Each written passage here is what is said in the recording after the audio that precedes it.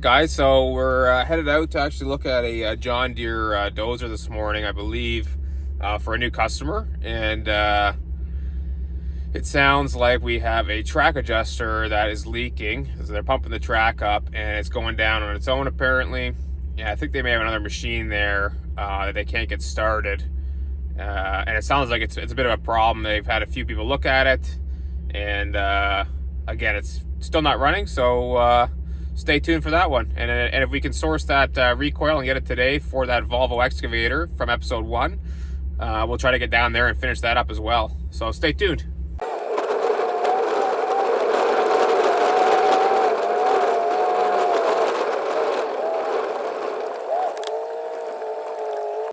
Decently loose.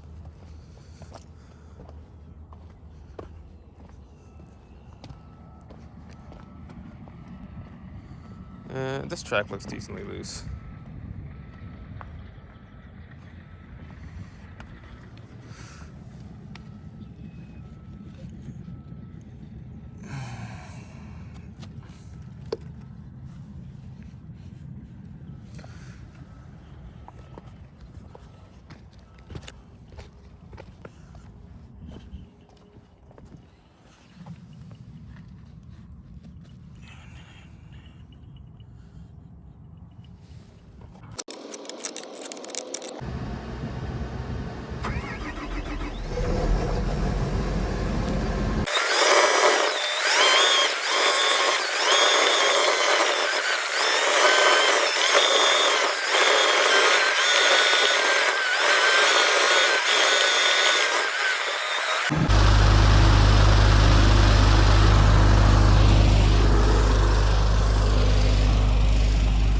Okay guys, while we're waiting for the air compressor to charge up, we're gonna have a look at these.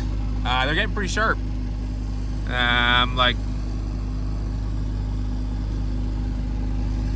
Look pretty sharp to me anyway. You can see these rollers, they got some good wear in them as well.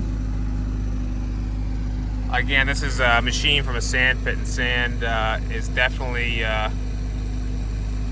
very hard on undercarriages, so.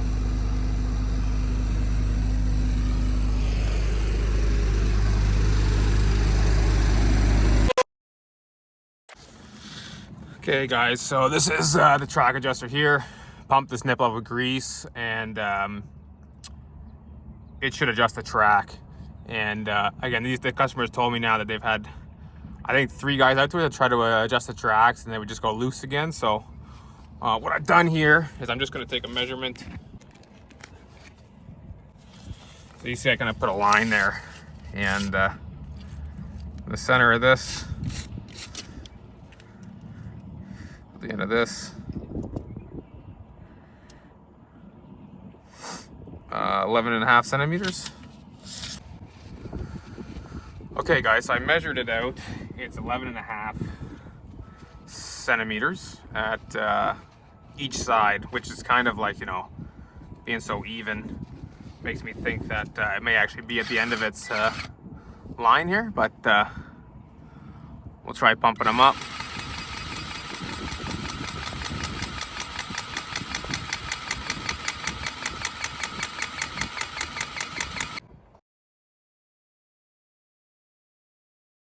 I pumped it up here again. Didn't really have much leak out around the fitting. I did, you know, put quite a bit of grease into it, and it hasn't moved at all. You know, most likely it's just it's pouring out of the adjuster. Look at a parts breakdown and see how this is put together.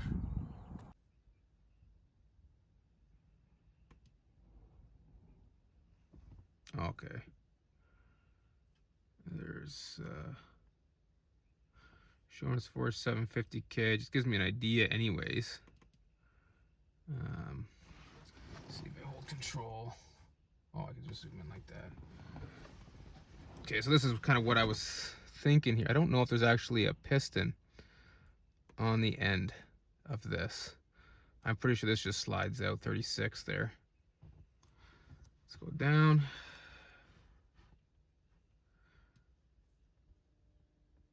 Track chain, tensioner, adjuster, piston. So 35. I'm just gonna write that part number down because I think we'll be able to get away with just doing the seals, but again, you never know. As long as it can sit down for a while and they're not in a huge rush for the machine, which it seems like they're not, we should be able, you know, if we take it apart and there's more damage, you know, we could order other parts after, but for sure we'll at least need these.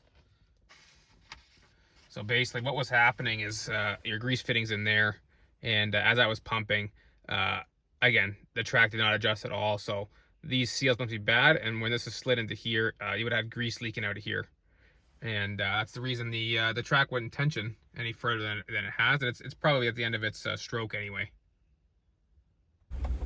All right, guys, so I just finished out pricing that out, and we're just waiting to hear back from the customer for this job. So we'll see if they approve it. We'll get the parts on order, and I think they're 3 to 4 days away. Okay, we're back here at the 305 Volvo excavator, ready to put the new recoil and idler in. Okay, so I picked the new recoil and track adjuster up this morning. I'm back on site here. As you can see, there's a machine in the background. It's a bit busier here now because it's a weekday and everyone's out here working, but we'll try to get this in today, the new idler as well, and we'll go from there.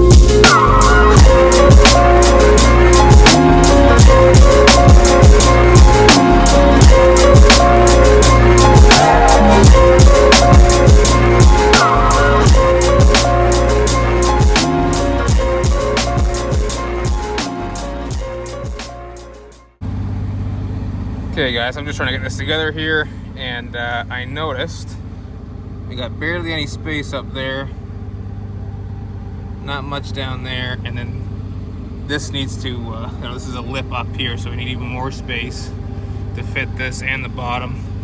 Again, I didn't actually order this idler, supplied by the customer, and I do not believe it's gonna fit. Okay guys, so I just wanted to pull up the parts breakdown for this machine on the computer, just so that when I called, because you know, the part was aftermarket and it did come from a reputable place, I had the part number just so that they could kind of verify to see if this is the right idler. And when I was talking to them over the phone, basically that width where it's got to slide in there, this idler is at 120 mil there. And when I went to the other side and measured the other side of this machine, it's showing 110 mil. And again, 120 mil is not going to fit in the track frame. So I'm just I'm going to start pulling it back apart to take that idler back off. It's going to need to be returned, and hopefully they will have the one we need and can pick it up and just go and get this job finished. And with here, as you can see, 120 mil.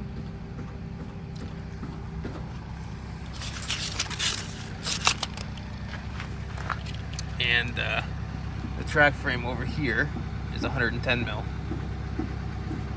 So definitely not going to fit in there. Okay, the idler back out. As you can see, this is roughly 113 mil there. Okay, there's got to be some space. There's probably some wear for that new idler to be able to slide in there and do what it's got to do. Okay, guys, we're back here with the new idler and give it another shot.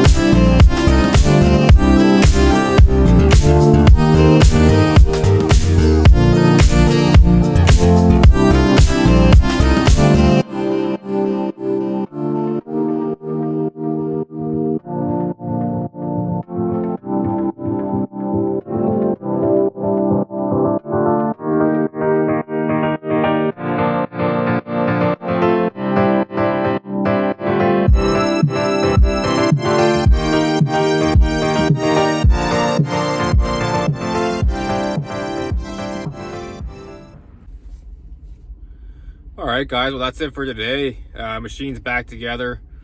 If you notice, usually there's a spec to tighten the tracks to.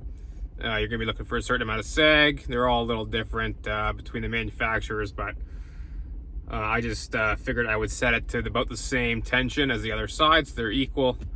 And actually, after doing some research there, that idler that we had for the serial brake of this machine, so the serial number range for parts, that was technically the correct idler. So I don't know what's going on with that, but luckily they were able to get the idler I needed for measurements today, and I was able to get the job done, which is wicked. It was really appreciated. So stay tuned for the next episode, and don't forget to like and subscribe. Thanks.